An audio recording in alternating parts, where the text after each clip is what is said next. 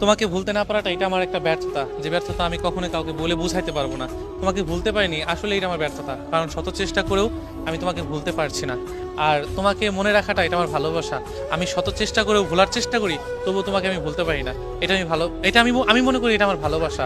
কোনো একটা দিন আমি আমি বিশ্বাস করো, যে মানুষটা ঠকে যায় না, সেই মানুষটা এটা বিশ্বাস করে কোনো একটা দিন গোপনে নয়তো হয়তো প্রকাশে তোমাকে বলতেই হবে কোনো একটা মানুষ আমাকে অসম্ভব ভালোবেসেছিল। হয়তো তুমি এখন বলতে পারো না, কিন্তু কোনো একটা দিন যখন না পাওয়া ভালোবাসা আফসোস যখন তোমার ভিতরে কাজ করবে, তখন তুমি হয়তো সেদিন বলতে পারবে যে না, আমাকে একটা মানুষ ভালোবাসতে অসম্ভব, কিন্তু আমি সেই মানুষটাকে ঠকিয়েছি বা সেই মানুষটাকে আমি কষ্ট দিয়েছি, তবে আমার কষ্ট দেওয়াটা ঠিক হয়নি।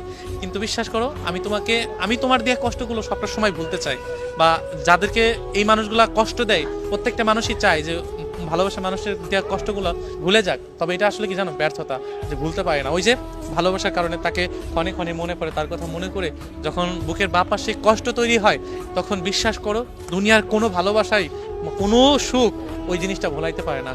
কারণ ভালোবাসার এমনই একটা মায়া, আর এই বন্ধনটা না সহজে ভোলা যায় না। এই যে মানুষ বলে না যে 70-80 বছর পর্যন্ত মানুষ মনে রাখে, কিসের জন্য?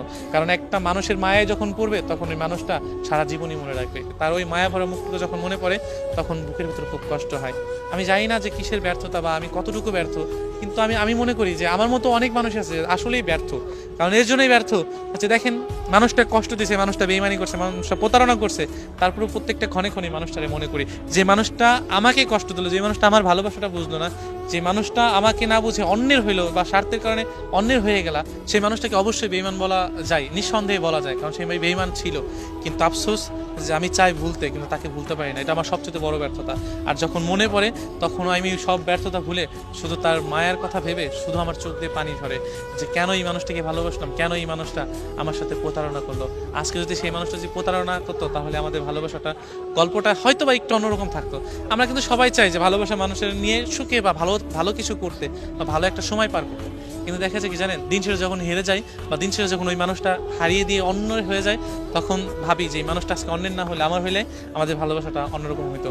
কিন্তু আমি বিশ্বাস করি কোনো একটা সময় আমার ভালোবাসার জন্য হয়তো গোপনে নয়তো প্রকাশে, যদি সেরকম কোনো মানুষ পাও যে প্রকাশ করার মতো মনের মানুষ, তাহলে হয়তো সেদিন প্রকাশ করতে পারবে। কিন্তু আমি সত্যি এটা বিশ্বাস রাখি, হয়তো গোপনে নয়তো প্রকাশে আমার ভালোবাসার কথা হলো একদিন হলেও তোমার চোখের পানি ঝরাবে, একদিন হলেও।